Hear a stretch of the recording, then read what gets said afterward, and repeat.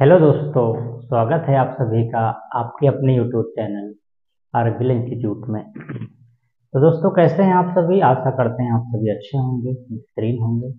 जैसा कि आप लोग जानते हैं कि प्रोनाउन की 2 क्लासेस हो चुकी हैं।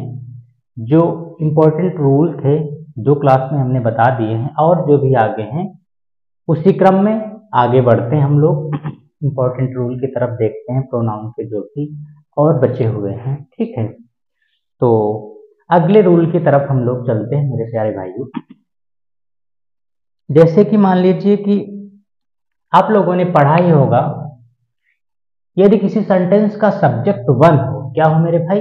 यदि किसी सेंटेंस का सब्जेक्ट क्या हो? वन हो। यदि किसी सेंटेंस का सब्जेक्ट वन हो, आगे जो पॉजिटिव केस आता है वो क्या लिखा जाता है? वन से लिखा जाता है। इंपॉर्टेंट है मेरे भाई, ठीक है। ONE apostrophe S, ठीक, ये लिखा जाता है। इसको आप लोग बॉक्स में बंद कर लीजिए।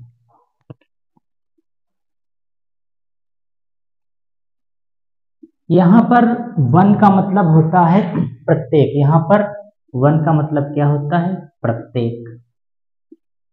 और वंश का मतलब होता है अपना। ठीक मेरे भाई, वन का मतलब होता है प्रत्येक और वंश का मतलब क्या होता है? अपना। नोट कर लीजिए, हो गया होगा। अब इसी के बेस पर हम लोग एग्जाम्पल देखते हैं। जैसे हमने कहा, वन वन शुड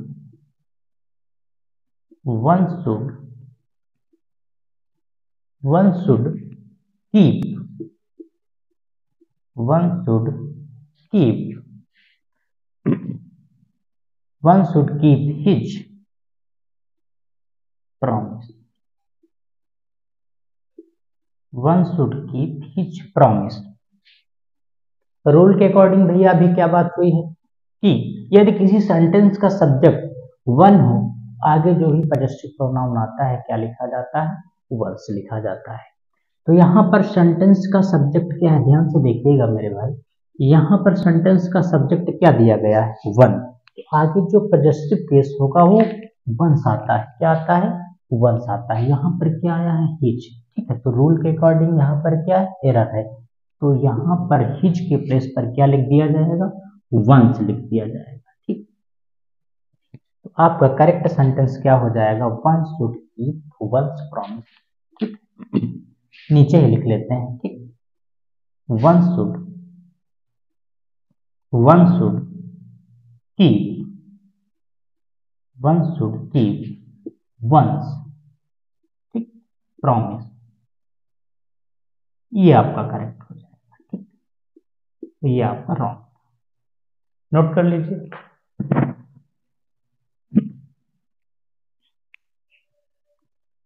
नोट कर लिया होगा, रफ करते हैं इसको। आगे देखेंगे अगला example.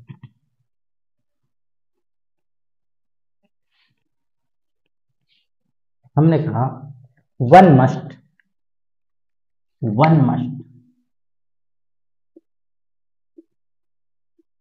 One must love one must love dear country dear country. ये सेंटेंस लिखा हुआ है। रूल के अकॉर्डिंग आप लोगों ने क्या पढ़ा?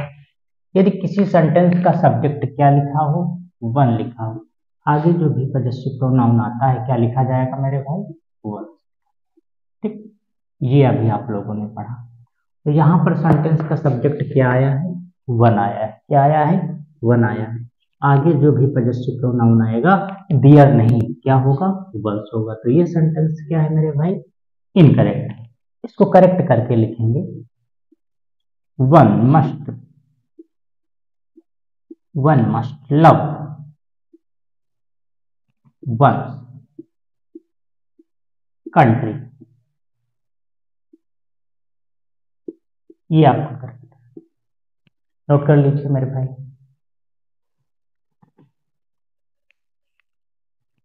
आशा करते हैं ये रूल आपको समझ में आ गया होगा।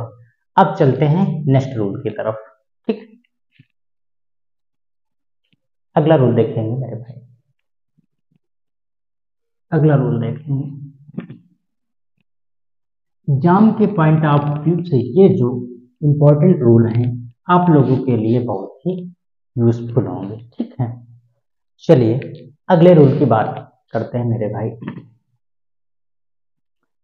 एज या देन, क्या भैया, एज या देन, एज या देन के बाद जो भी प्रोनाउन आता है हमेशा सब्जेक्टिव केस में लिखा जाता है। यह किस में लिखा जाता है? सब्जेक्टिव केस में लिखा जाता है। सब्जेक्टिव केस में लिखा जाता है, सब्जेक्टिव।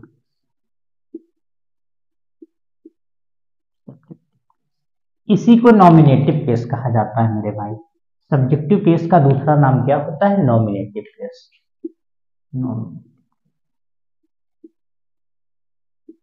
नॉमिनेटिव केस, ठीक है भैया,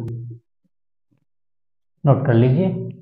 एज या देन के बाद जो भी पॉजेसिव प्रोनाउन आता है हमेशा, सॉरी, जो भी प्रोनाउन आता है वो सब्जेक्टिव केस में लिखा जाता है।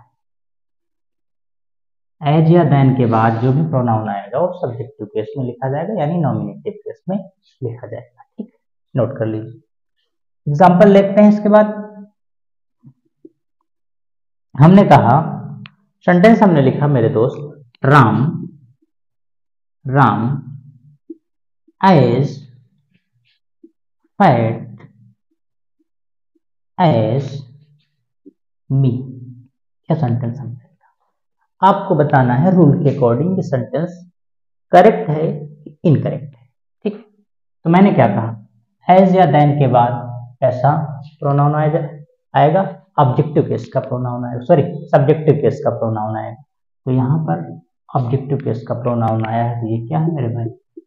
इनकरेक्ट है।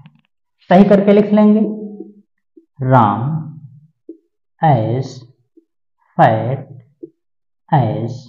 अब मी तो ऑब्जेक्टिव केस है, अब मी का सब्जेक्टिव केस क्या होता है? आई। क्या होता है मेरे भाई? आई। ये आपका करेक्ट हो जाए, यानी कि राम, सॉरी हेल्पिंग वर्ब तो यूज ही नहीं, राम इज, ठीक, Ram is as fat as me. ठीक है, यहां पर क्या हो जाएगा? Is. Ram is as fat as I, यानी कि मी यहां पर इनकरेक्ट होगा, उसके प्लेस पर ये ऑब्जेक्टिव केस है, इसके प्लेस पर हमें सब्जेक्टिव केस लिखना है। क्यों लिखना है? क्योंकि क्या आया है? एज आया है। ठीक, या फिर देन है या फिर एज हो, उसके बाद हमेशा सब्जेक्टिव केस आता है। ठीक भाई, तो राम है उतना मोटा जितना कि मैं। ठीक, समझ में आ गया होगा। अगले एग्जाम्पल की तरफ बढ़ते हैं। ठीक, नोट कर लीजिए।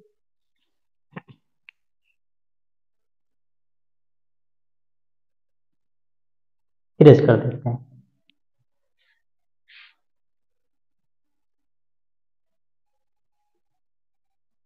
हमने कहा, मान लीजिए, आई एम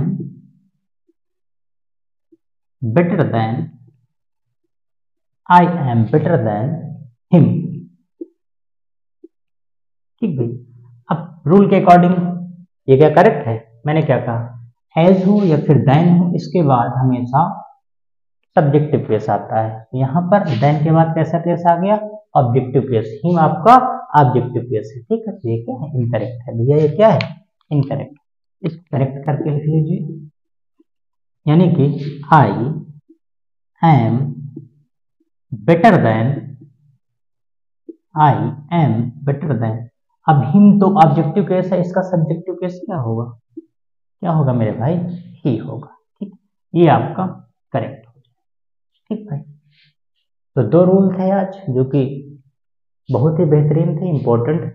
आशा करते हैं कि ये दोनों रूल आपके समझ में आ गए होंगे। ठीक है मेरे दोस्त, चलिए, थैंक यू।